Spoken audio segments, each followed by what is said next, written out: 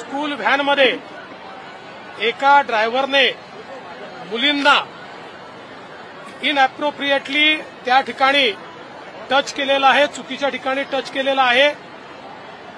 एका मुलीच्या पालकांनी ज्यावेळेस अशा प्रकारचा एफआयआर दिला त्यानंतर लगेच इतर मुलींची चौकशी झाल्यावर अजून एक मुलीला त्यांनी अशाच प्रकारे टच केला आहे इनअप्रोप्रिएट ठिकाणी आणि इनअप्रोप्रिएट पद्धतीनं हे लक्षात आलं आणि म्हणून त्याच्यावर पॉस्को अंतर्गत गुन्हा दाखल केलेला आहे।